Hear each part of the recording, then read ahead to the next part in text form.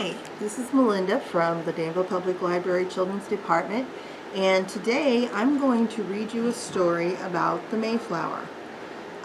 It's a very special time this year because this is the 400th anniversary of the Mayflower landing in Cape Cod Bay in Massachusetts. And so there are a lot of things going on. It's a very big day. If you don't know the story of the Mayflower, we have several books in the library about the story, and it's something you want to know because it's kind of the once upon a time story of the U.S. It's where the U.S. began. They weren't the first people here, but they were people who came here to try and find a new life. And we're going to read today a little bit about them and see, and then if you'd like to know more, just come on down and look, and we'll help you find some more things because it's really going to be an interesting time, and there's lots of things on the internet too. So the story we're going to read is called The First Thanksgiving.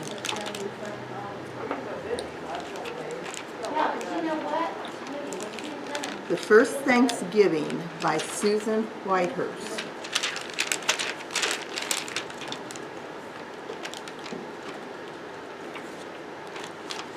The Good Harvest. In the fall of 1621, the Pilgrims who lived in the Plymouth settlement were busy gathering a harvest.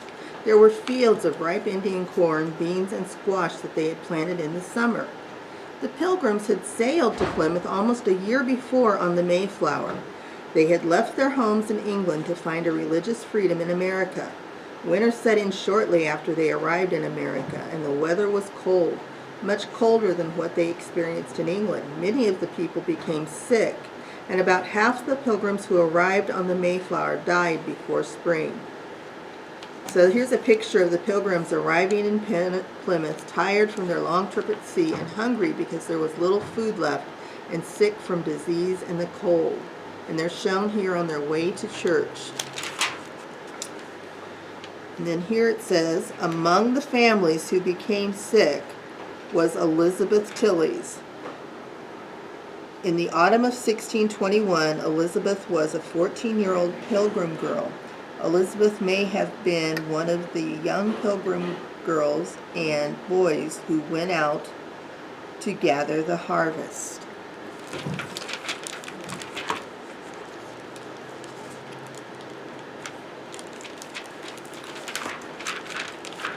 A day of Thanksgiving was to be celebrated in Plymouth in the fall of 1621.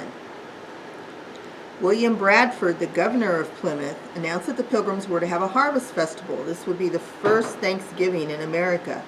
But the Pilgrims didn't call it Thanksgiving Day. In England, they celebrated harvest festivals when the farmers gathered their crops to store for the winter. They also observed special religious days of Thanksgiving, and they often spent these days praying and fasting. If you don't know what fasting is, it means that they went a day without eating, maybe drank water, but no food, no solid food. And so they would spend those days praying and fasting. In the evenings, they had a feast. Now, this is a picture of Squanto, the Native American friend of the Pilgrims. He would be part of the Thanksgiving. He was sent to invite the Wampanoag tribe. They also had a harvest festival every year. It was called the Green Corn Festival, and it lasted for a week. This was a time of Thanksgiving for the crops, especially corn. They danced and sang and gave thanks for their harvest. These festivals combined to make the first America's Thanksgiving. So here's Squanto. He's going out. He's a friend. He's helped them. He was one of the first people to meet them, and he's helped them get started because when they landed, they were a little bit later than they thought they were going to be. And unfortunately, by the time they got here, it was about this time of year, and they had no way to plant crops, and their food was almost gone, so the Indians helped them. Everyone in Plymouth prepared for the festival. Governor Bradford sent 4 men into the woods to hunt for wild turkeys, ducks, and geese. Only 4 housewives, Susanna Winslow, Eleanor Billington, Elizabeth Hopkins, and Mary Brewster, had survived the winter's great sickness and the starvation. Everyone helped with the cooking. Men built giant outdoor cooking fires. The boys dug for clams, trapped lobsters, and gathered nuts and berries. Girls like Elizabeth Tilley, they helped to bake round loaves of cornbread. They also helped the women turn the meat on the spit. The Pilgrims found wild turkeys in America. Turkey is still the favorite food eaten during Thanksgiving. The Pilgrim women and girls boiled carrots and turnips and pumpkins. They had to be very careful to keep their long skirts away from the fires. Everyone was very busy, and the meal had to feed the 52 Pilgrims and the Native Americans whom they had invited to dinner. Welcome. When the chief Massawat of the Wampanoag walked out of the forest, he was dressed for a celebration. For the special occasion, he'd soothed his hair with goose grease. He wore moose-skin moccasins, deerskin pants, and a squirrel-skin coat with fur turned to the inside for warmth. Behind him came 90 Wampanoag braves. The Pilgrims were shocked. If they fed everyone, all the food that they had hoped to store for the winter would be gone. Fortunately, Chief Massawat understood the problem immediately, and he sent some of the men in the woods. They soon returned with 5 deer. The Wampanoag presented the deer they had caught to Governor Bradford and to Captain Miles Standish, the only soldier in Plymouth. The Pilgrims were thrilled. There was enough food for everyone.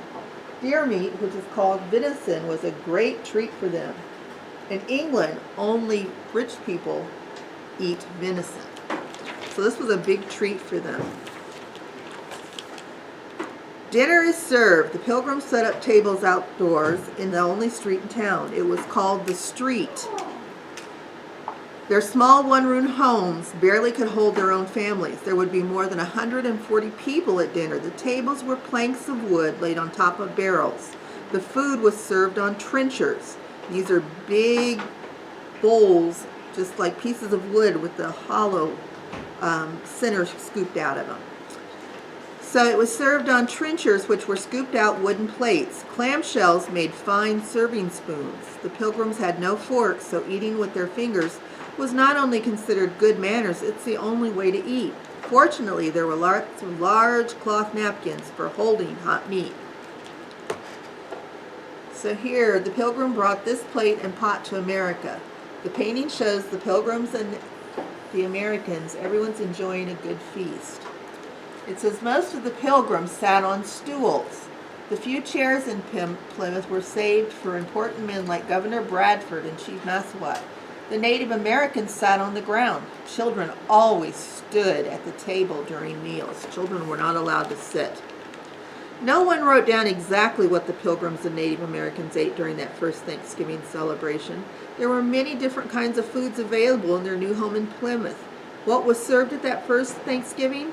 In addition to the venison, the Pilgrims and their guests may have enjoyed seafood and fish dishes, such as codfish, eel, and clams. Peas, squash, and beans were served. Cornbread was eaten with maple syrup. They made pumpkin pudding and pie. There was no cranberry sauce. Dried cranberries were used to add flavor to the foods. You can see right there, quite different than the Thanksgiving dinner we eat. Thanksgiving that first year was a 3-day holiday. A Pilgrim blessing was said before dinner. They thanked God for the beautiful harvest that would feed them until next spring. They also said thanks for their homes and families and for their good friends, the Wampanoag, and for having survived the terrible winter. Then the celebration began. The Pilgrims and the Wampanoag ate and danced. They sang and they played games. Then they ate some more, and when evening came, the Pilgrims went home to sleep, and the Wampanoag camped nearby. The next day they got up and started all over again, and the celebration went on for 3 days. It was a time for fun. The Pilgrims' lives had been so hard and busy that they'd had little time for games. The first Thanksgiving was a very special time. They hadn't forgotten how to have fun after all. The men may have played a game of Wampanoag soccer in which the goalposts were 1 mile apart. The men may have also competed to test each other's strength at pitching the bar. The man who threw the log the farthest was the winner.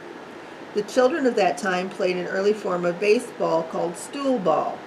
They hit a stuffed leather ball with a bat and used stools as bases. It was a time of laughter and thanksgiving, and the Pilgrims had sailed across the ocean and found a new home. They had found good friends in the Wampanoag, and especially in Squanto. Governor Bradford called Squanto a special instrument sent by God. If Squanto hadn't taught the Pilgrims how to plant corn, beans, and squash and how to hunt and fish, they might have starved to death. To seal their friendships, the Pilgrims and the Wampanoags made a peace treaty during their first spring the Pilgrims were in Plymouth. The treaty lasted for more than 50 years. And there's Governor Bradford and the chief. They're making their treaty. Thanksgiving today. America has celebrated many official days of Thanksgiving. George Washington sent out a proclamation stating there would be a national day of Thanksgiving on November 26, 1789. About 74 years later, Sarah J. Hale, a Woman's Magazine editor, urged President Abraham Lincoln to create a Thanksgiving holiday. Lincoln proclaimed the last Thursday in November would be the National Thanksgiving Day, to be celebrated by every American. It's on this day that we continue to remember the Pilgrims and the Native Americans who started the tradition of Thanksgiving. If you would like to learn more, like I said, we have several books about the first Thanksgiving. And we also have some books about Sarah Hale. Just come in and check them out, and we'd be glad to help you find them. Have a happy Thanksgiving. We miss you, and we hope to see you soon.